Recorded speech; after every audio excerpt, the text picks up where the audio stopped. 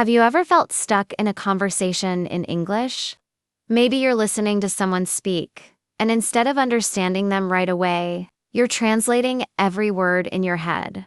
By the time you figure out what they said, the moment has passed, and you feel like you're always one step behind. Sound familiar? Don't worry, not alone. This is something so many English learners struggle with, but the good news is, it's totally fixable. In this video, we're going to talk about how to stop translating in your head and start thinking and listening in English like a native speaker. This isn't just about improving your English skills, it's about changing the way your brain works when you use the language. It's about feeling more confident, more natural, and more connected when you speak and listen. And the best part, you don't need to be fluent or advanced to start doing this. These are simple, practical habits that anyone can start using today. Let's start with the first habit. Immerse yourself in English as much as possible. Now, I know what you're thinking. Immersion sounds like a big, scary word, but it doesn't mean you have to move to an English-speaking country or spend hours every day studying grammar. It's about creating little moments in your day where English is just there. For example, instead of listening to music in your native language, try listening to English songs. Pay attention to the lyrics, and if you don't understand something, look it up. Or, if you usually watch movies or TV shows with subtitles in your language, switch to English subtitles. Even better, try watching without subtitles at all. It might feel challenging at first, but your brain will start to adapt. The key here is consistency. You don't need to do this for hours. Every day, just 10 or 15 minutes can make a difference. Over time, your brain will start to recognize patterns, phrases, and sounds in English without you having to think about it. It's like training a muscle. The more you use it, the stronger it gets. Now, let's move on to the second habit. Think in English throughout your day. This might sound a little strange at first, but it's one of the most powerful ways to stop translating in your head. Here's how it works. Instead of thinking in your native language and then translating into English, try to think directly in English. Start with simple things. For example, when you're getting ready in the morning, think to yourself, I'm brushing my teeth, I'm putting on my shoes, I'm going to work. These are small, everyday actions, but by practicing this, you're training your brain to process thoughts in English. As you get more comfortable, you can start thinking about more complex ideas. Maybe you're planning your day or thinking about what to cook for dinner. Try to do all of that in English. At first, it might feel slow or awkward, but that's okay. The goal isn't to be perfect, it's to get your brain used to working in English. Over time, you'll find that you can think in English more naturally, and that will make speaking and listening so much easier. And here's a bonus tip. Talk to yourself in English. Yes, out loud. It might feel a little silly at first, but it's a great way to practice. For example, if you're cooking, describe what you're doing. I'm chopping vegetables, I'm adding salt to the water. This helps you connect words to actions, and it reinforces your ability to think in English. Now, let's talk about the third habit. Focus on phrases, not just individual words. One of the reasons we get stuck translating in our heads is because we're too focused on single words. But in real conversations, people don't speak word by word, they speak in phrases and chunks. For example, instead of saying, I am going to the store, a native speaker would say, I'm going to the store. It's one smooth phrase. So, when you're learning English, try to focus on these natural phrases. For example, instead of just learning the word happy, learn phrases like, I'm so happy, that makes me happy, or I feel happy today. This way, when you're speaking or listening, you're not trying to piece together individual words, you're using ready-made chunks of language. A great way to practice this is by listening to native speakers and paying attention to how they use phrases. You can do this with podcasts, YouTube videos, or even conversations with friends.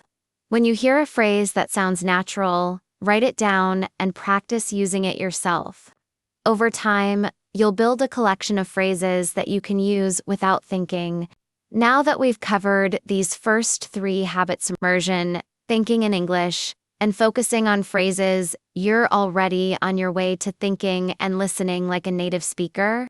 But there's more to explore, so let's keep going. Now that we've talked about immersing yourself in English, thinking in English, and focusing on phrases, let's dive into the next habit. Listen actively, not passively. Have you ever noticed that sometimes you hear English, but you don't really listen? Maybe you're watching a TV show, and your mind starts to wander, or you're in a conversation, and you're so focused on what you're going to say next that you miss what the other person is saying. This is totally normal, but if you want to stop translating in your head, you need to train yourself to listen actively. Active listening means really paying attention to what's being said. It's about focusing on the speaker's words, tone, and body language.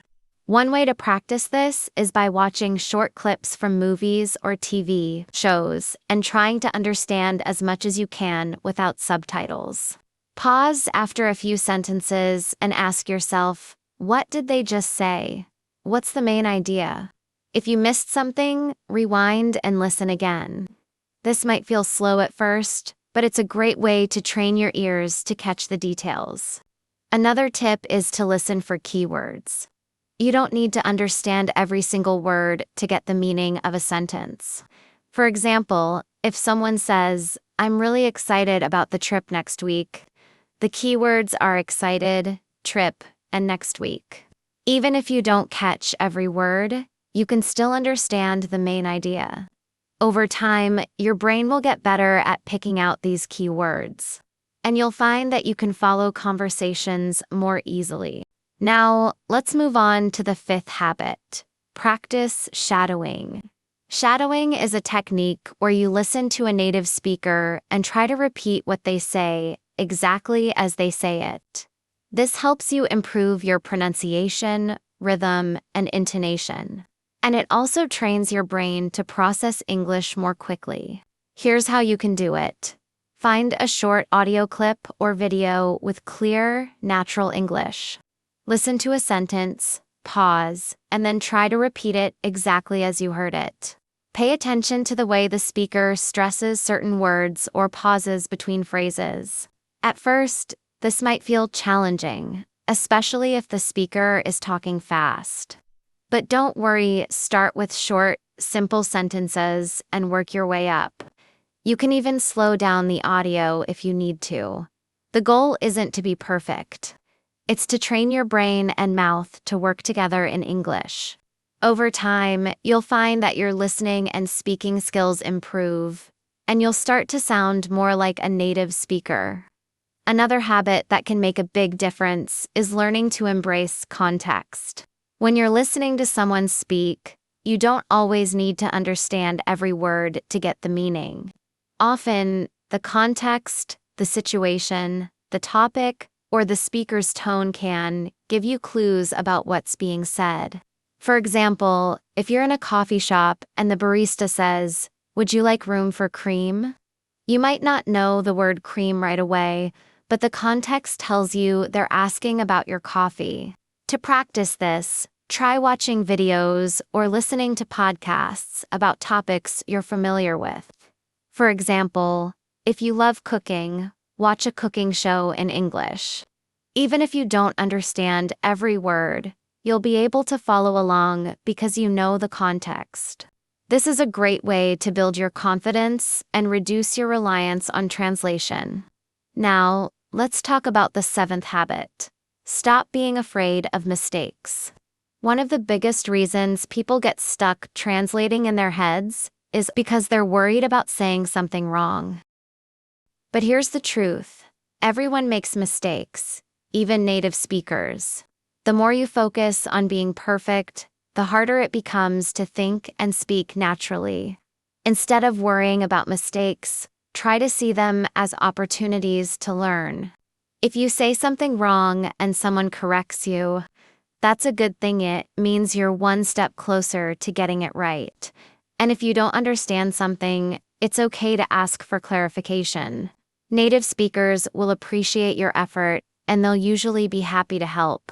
A great way to practice this is by having short, simple conversations with native speakers or other English learners.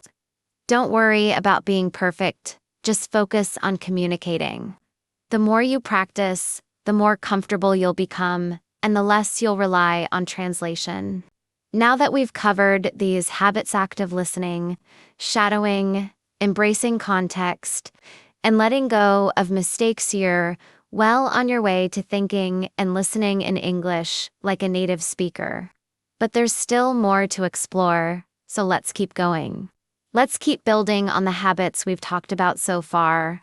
The next habit is using visual and sensory cues to reinforce learning. Have you ever noticed how much easier it is to remember something when you can see it, touch it, or even imagine it? This is because our brains are wired to connect language with sensory experiences. For example, if you're learning the word apple, it's much easier to remember if you're holding an actual apple in your hand or looking at a picture of one. You can use this to your advantage when learning English. For instance, if you're trying to learn new vocabulary, try associating the words with images or actions. If you're learning the word run, imagine yourself running or even act it out. If you're learning the word happy, think of a time when you felt really happy and picture that moment in your mind. This helps your brain create stronger connections to the words, making them easier to recall when you need them. Another way to use this habit is by labeling objects around your home in English.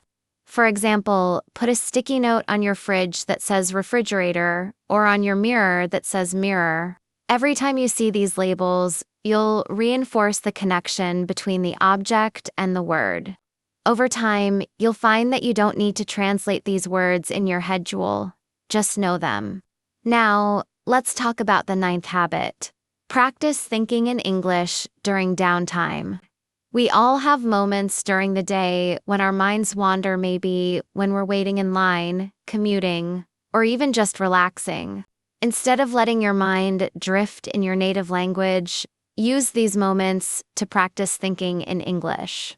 For example, if you're waiting for the bus, think about what you're going to do when you get home. Try to form complete sentences in your mind. When I get home, I'm going to make dinner.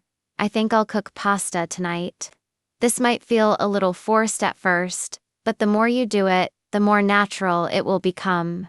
And the best part is, it doesn't take any extra time out of your day. You're just using the time you already have in a more productive way. Another habit that can make a big difference is setting small, achievable goals. Learning a language can feel overwhelming if you're always focusing on the big picture, like becoming fluent or sounding like a native speaker. But if you break it down into smaller, more manageable goals, it becomes much less intimidating.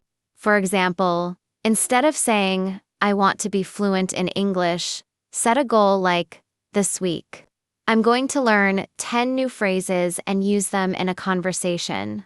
When you achieve these small goals, it gives you a sense of accomplishment and keeps you motivated to keep going.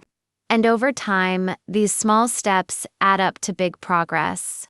Finally, let's talk about the importance of celebrating your progress. Learning a language is a journey, and it's important to take a moment to appreciate how far you've come. Maybe you've started to notice that you're thinking in English more often, or you're able to follow a conversation without translating in your head. These are huge milestones, and they deserve to be celebrated. Take a moment to reflect on your progress and give yourself credit for the hard work you've put in. And if you're feeling stuck, remind yourself that every small step you take is bringing you closer to your goal. So, let's quickly recap what we've covered in this video. We talked about immersing yourself in English, thinking in English, focusing on phrases, active listening, shadowing, embracing context, letting go of mistakes, using visual and sensory cues, practicing during downtime, setting small goals, and celebrating your progress. These habits might seem simple, but when you put them into practice consistently, they can transform the way you think and listen in English. Remember, the key to success is consistency. You don't need to do everything at once. Just pick 1 or 2 habits to start with and build from there. Over time, you'll find that you're thinking and listening in English more naturally, and you'll feel more confident and connected in your conversations. I'd love to hear from you in the comments. Which of these habits are you going to try first? Or maybe you've already started using some of them. Let me know how it's going. And if you found this video helpful, don't forget to give it a like and subscribe to the channel for more tips and strategies to improve your English. Keep learning, keep growing, and remember, your English journey is worth it. You've got this.